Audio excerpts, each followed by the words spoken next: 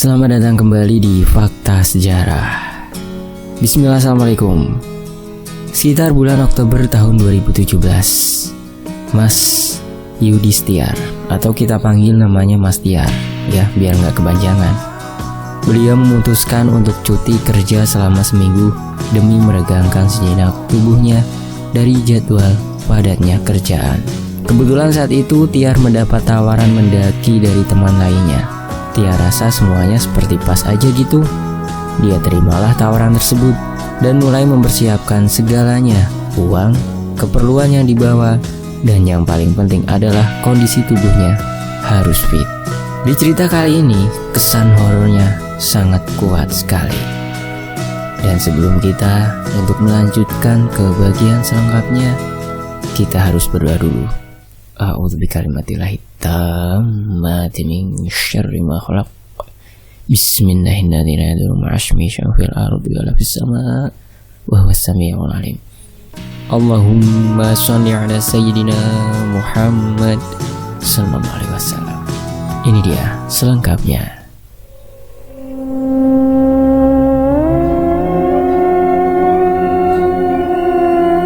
Setelah Mas Tiar mempersiapkan semuanya, tak lupa beliau minta izin ke orang tuanya supaya selamat selama perjalanan mendaki.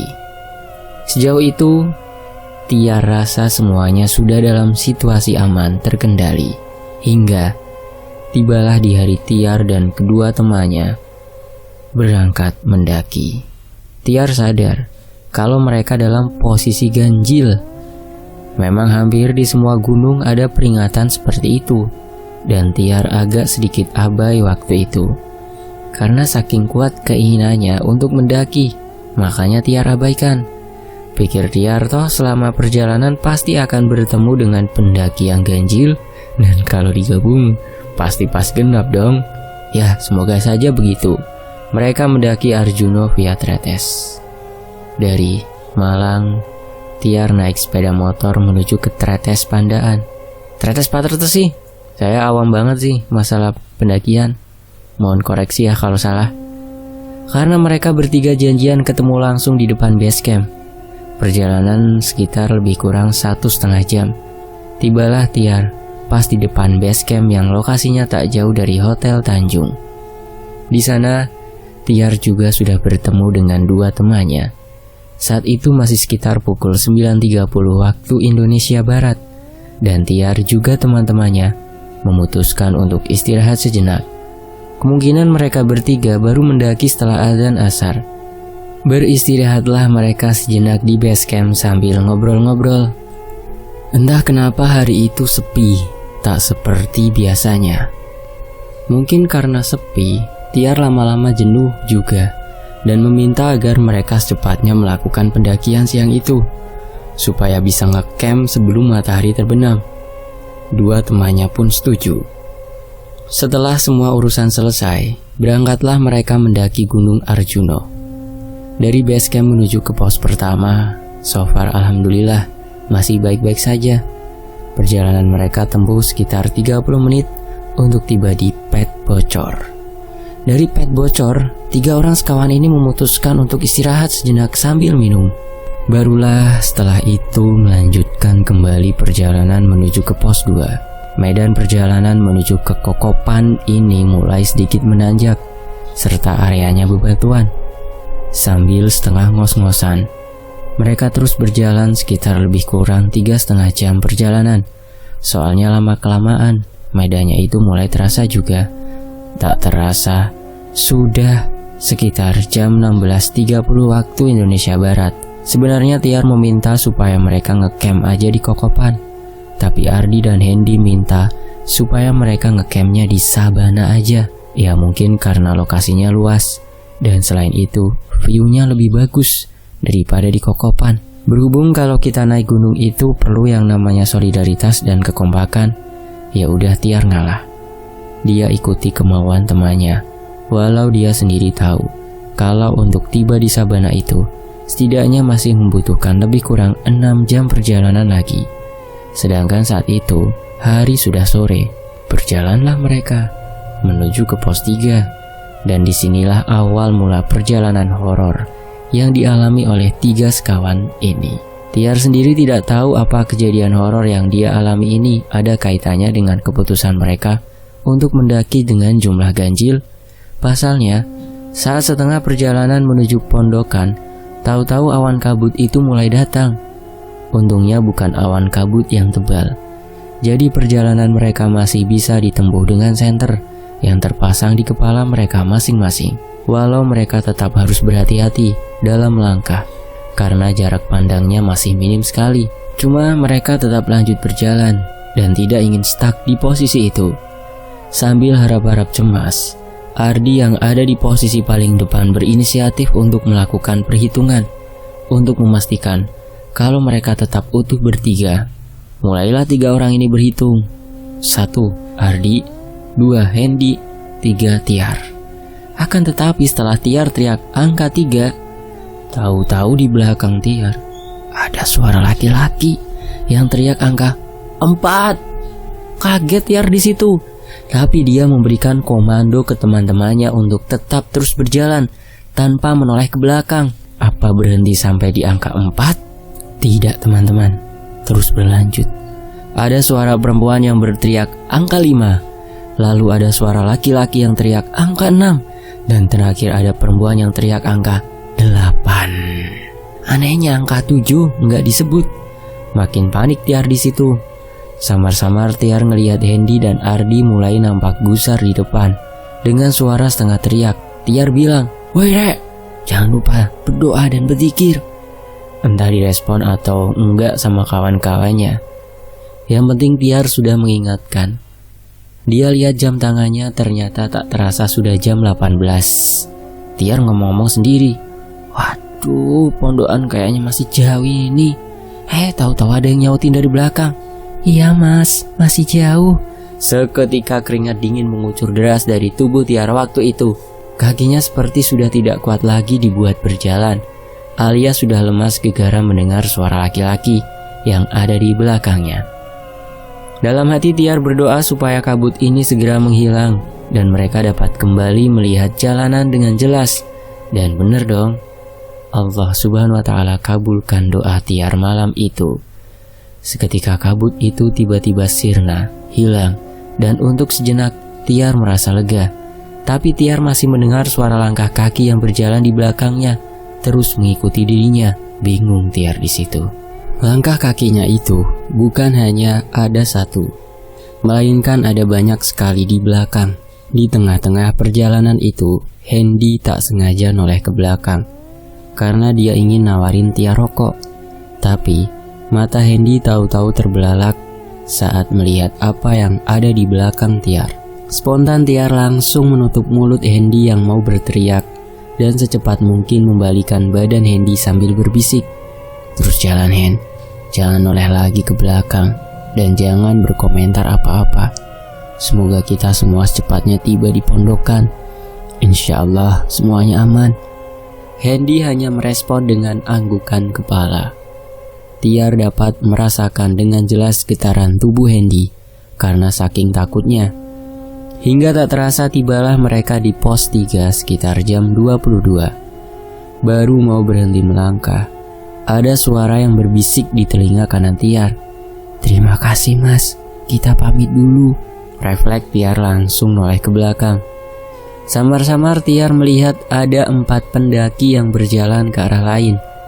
Tetapi wujudnya lama-kelamaan memudar, bak seperti asap, dan hilang begitu saja.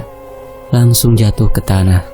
Tiar setelah melihat penampakan itu, lemes semua tubuhnya dan jantungnya waktu itu berdetak lebih cepat.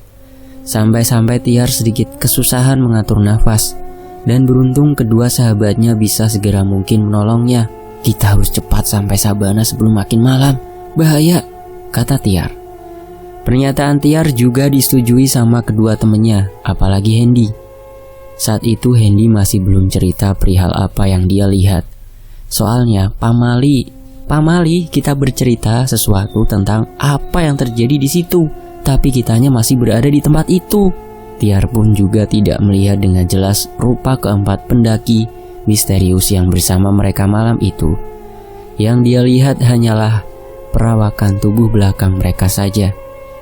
Setelah minum dan istirahat sebentar, ketiga sekawan ini kembali melanjutkan perjalanan mereka dengan harapan segera sampai dan bisa ngecamp terus istirahat. Mereka bertiga, terutama Ardi dan Hendy, sudah mengeluh pundaknya capek.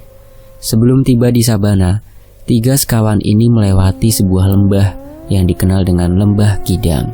Seketika tidak ada yang aneh dengan lembah ini. Sebenarnya sangat indah kalau pagi sore. Berhubung ini sudah malam hari dan cahaya bulan tidak terlalu bersinar terang, jadi keindahannya tidak terlalu nampak. Tetapi ada satu titik yang membuat tiga sekawan ini sempat terdiam sejenak sebelum akhirnya memutuskan untuk lari sekencang mungkin.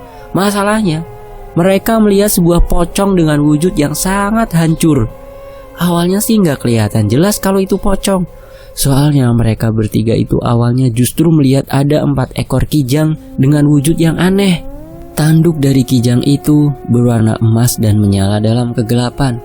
Walau alam juga, mereka sendiri ngelihat itu kaget. Nggak tahu kalau di lembah itu masih ada kijangnya. Dulu di lembah ini emang terkenal banyak kijang liarnya. Berhubung makin banyak yang berburu dan perlahan kijang di lembah itu sirna atau hilang satu-satu. Akhirnya, di lembah itu sudah tidak nampak kijang berkeliaran di sana dan lembah itu akhirnya dinamai Lembah Kidang. Tapi nggak ada kijangnya sama sekali. Mereka yang nggak tahu juga antara beneran udah nggak ada atau sebenarnya masih ada tapi sembunyi. Anehnya kok bentuk tanduknya berbeda, tidak sama seperti tanduk-tanduk kijang pada umumnya.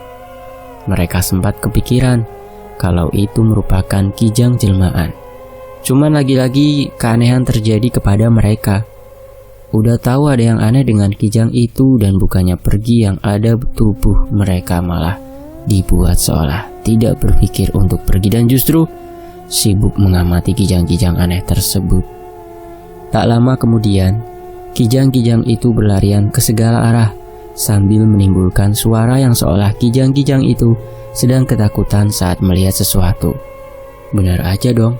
Tahu-tahu tak lama kemudian muncul seperti sosok pocong tinggi banget.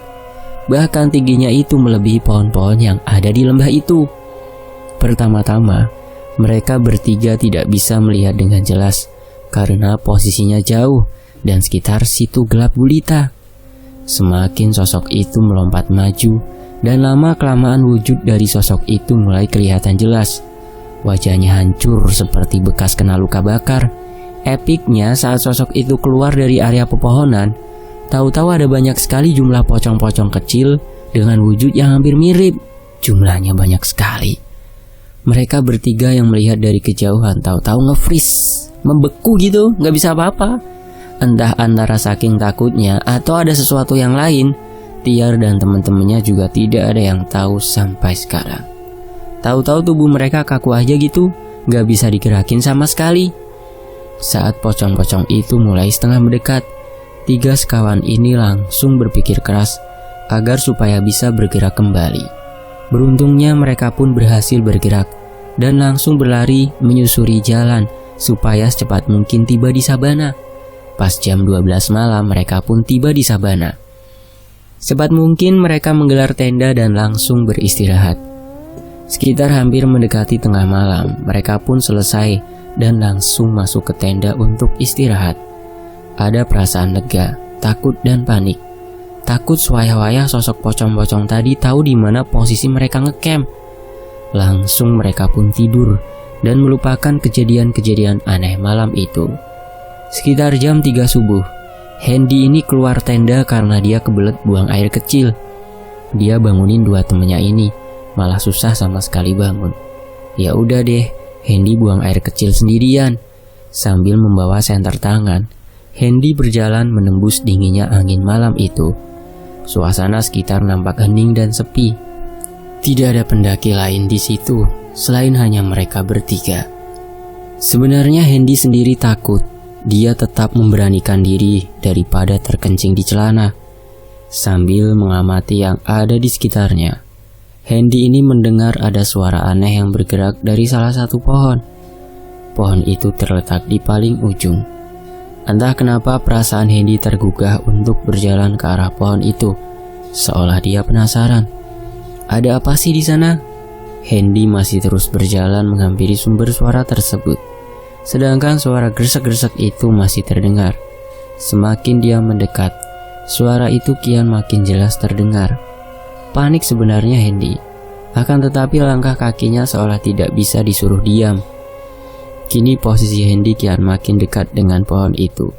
Campur aduk perasaan yang ada di dalam hati Hendy, karena kurang beberapa langkah lagi Hendy sudah benar-benar bisa menjangkau pohonnya. Benar saja, pas Hendy memegang pohon itu dan spontan melihat ke arah belakang pohonnya, ternyata di situ tidak ada apa-apa dan tidak ada siapa-siapa.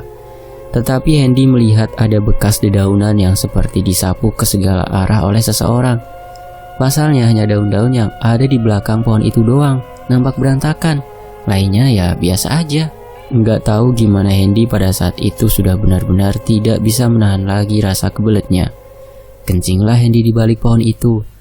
Pas lagi enak-enaknya kencing, tahu-tahu di pohon itu muncul sebuah wajah yang hancur banget.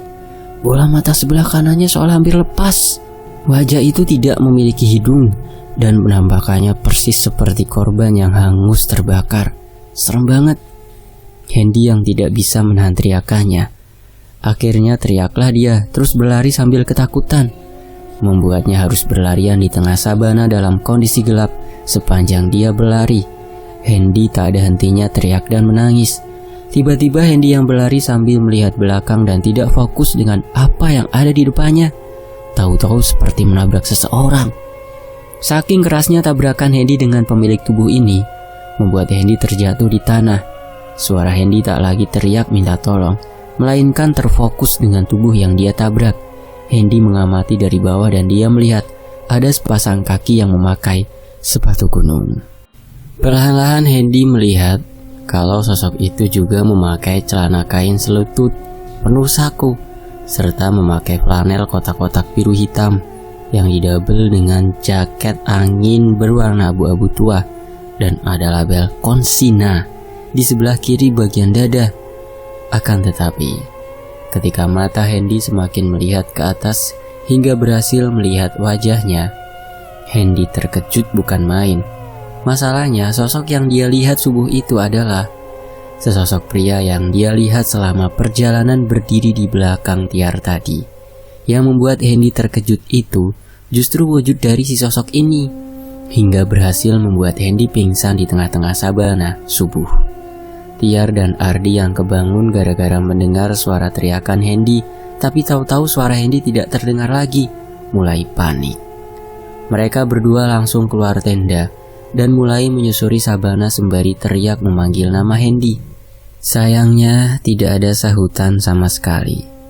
Dengan berteman senter kecil yang tersisa, mereka terus berjalan berdua. Tak terasa kaki Ardi tiba-tiba tersandung sesuatu dan hampir membuatnya terjatuh. Pas Ardi senter ke bawah, ternyata di situ ada sepasang sepatu mendaki yang entah milik siapa. Anehnya sepatu itu kotor dan hampir setengah rusak, serta ada beberapa bekas goresan yang robek.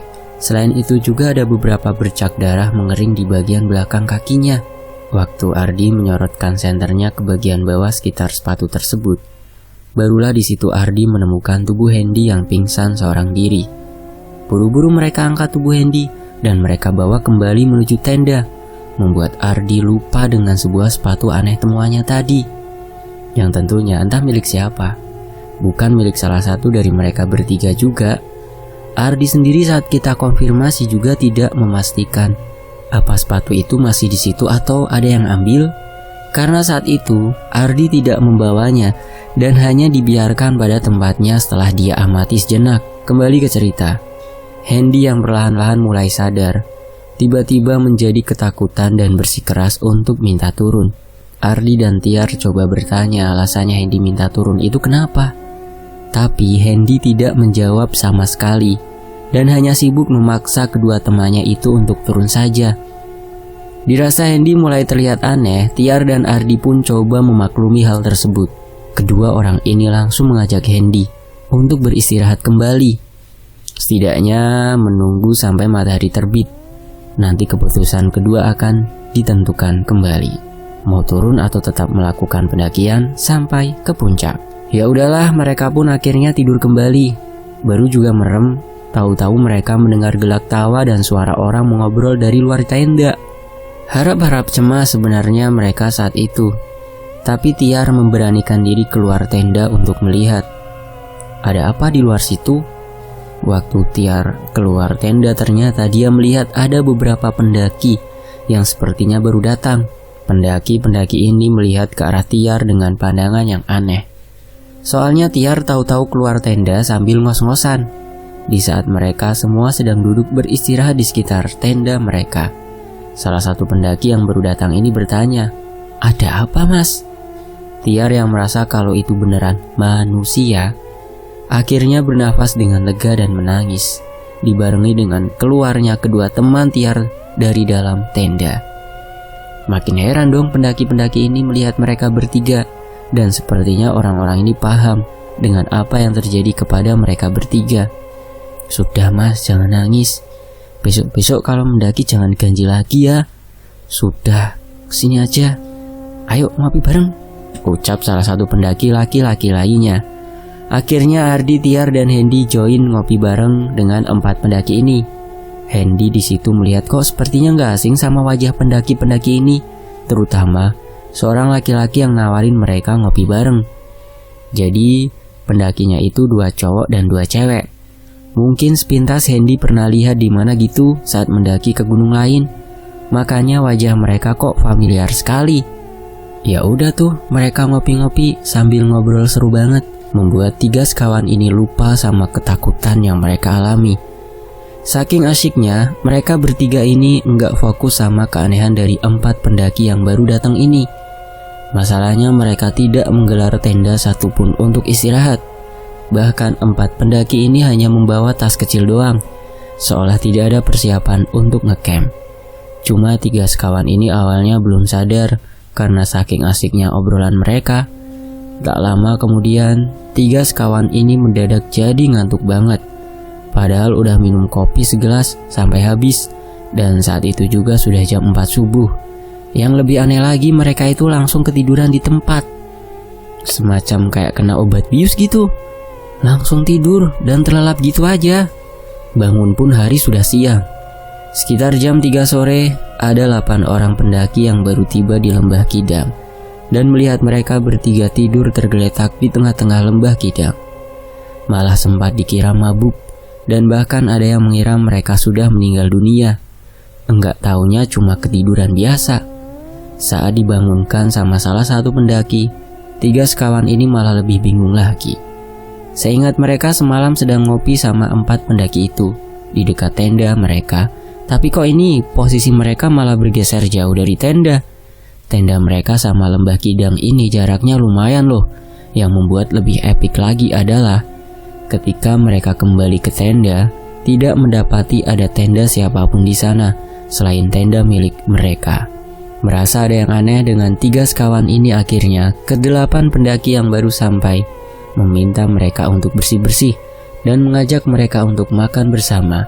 Soalnya 8 pendaki ini sudah paham yang dialami sama 3 sekawan ini.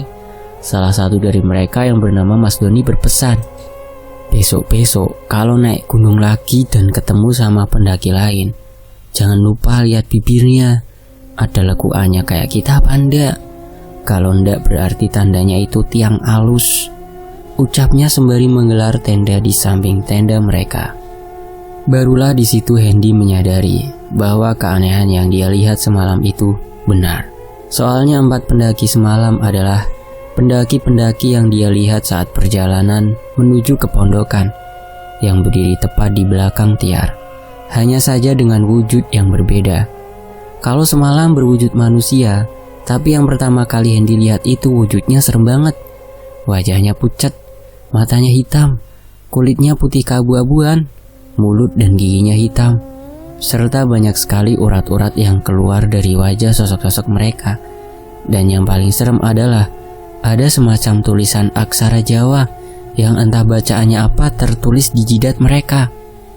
Hendy paling melihat jelas itu di wujud sosok laki-laki yang saat itu berdiri tepat di belakang Tiar. Dari situlah mereka akhirnya menerima tawaran pendaki yang baru datang ini untuk join bareng. Tujuannya sih supaya ada yang melindungi dan menemani mereka andai sosok-sosok pendaki misterius itu datang kembali. Semenjak bertemu dengan 8 orang pendaki ini, mereka bertiga entah kenapa merasa safety dan tidak lagi mendapat gangguan yang aneh-aneh lagi. Bahkan keesokannya, paginya mereka mendaki bersama sampai puncak dan sempat foto-foto bersama juga. Puas foto-foto di puncak, mereka semua putuskan untuk turun dan beristirahat di tenda masing-masing. Hingga sekitar jam 7 atau jam 19, 3 sekawan ini bangun karena lapar dan berniat untuk bikin mie di luar tenda. Tapi 3 sekawan ini merasa aneh karena mereka tidak mendengar ada suara satupun di luar tenda mereka. Pikir mereka, apa para pendaki itu masih pada tidur ya?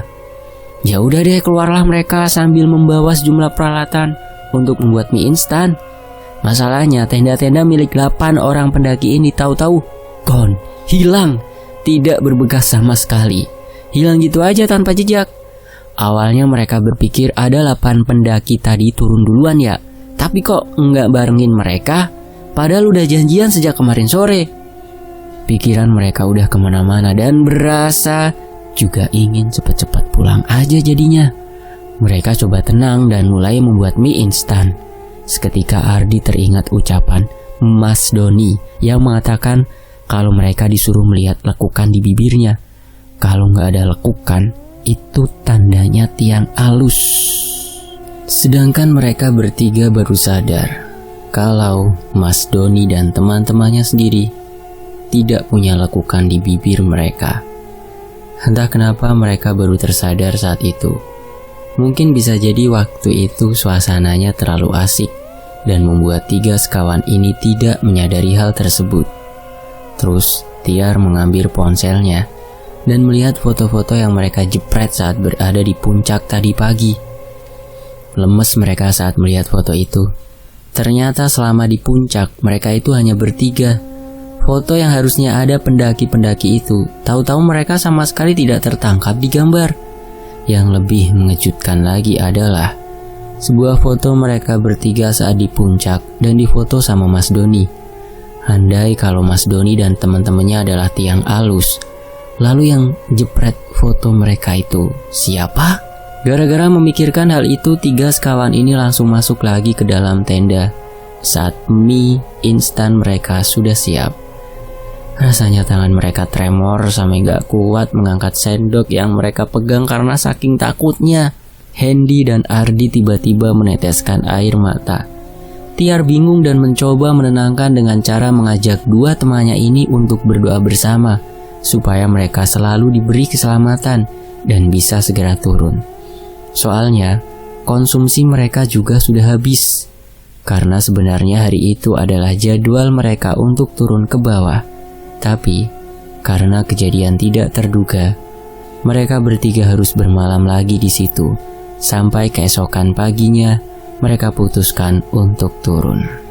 Waktu sedang makan sambil ditemani perasaan harap-harap cemas, dari luar tenda ada suara bapak-bapak yang teriak memanggil nama mereka.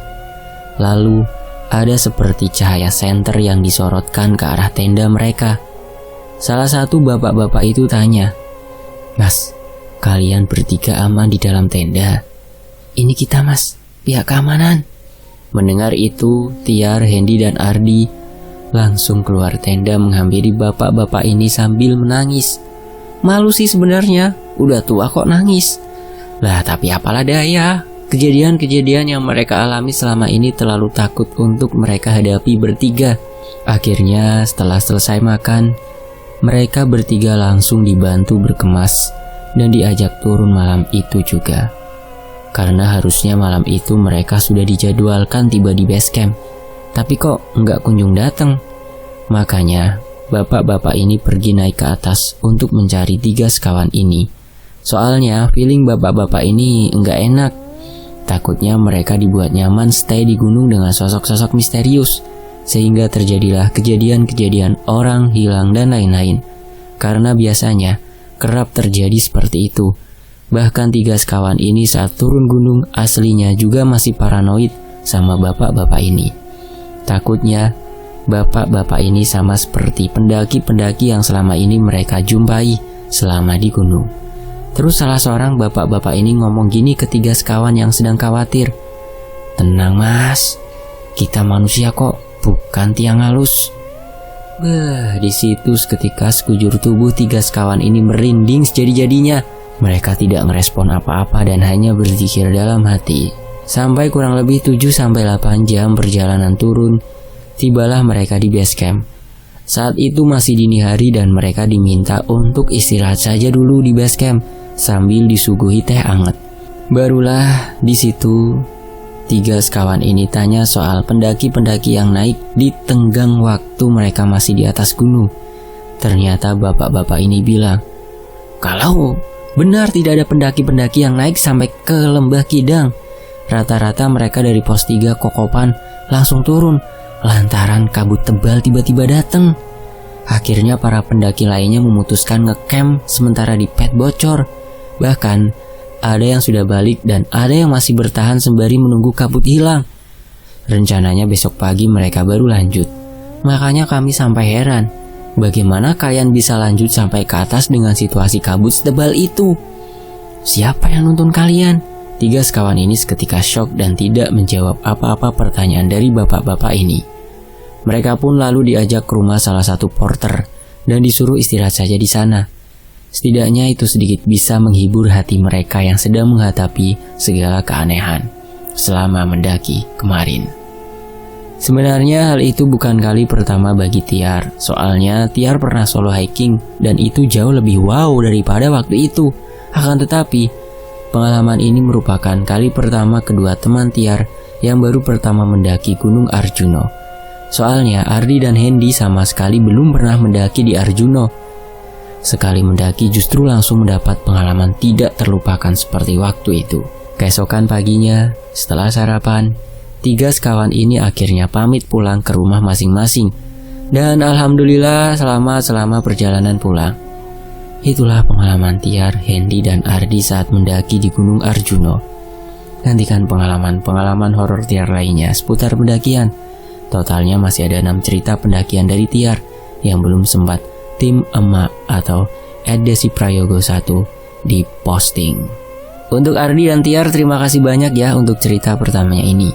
Sehat selalu untuk Mas Tiar dan Hendy. Dan terima kasih buat para penyimak di Fakta Sejarah ini.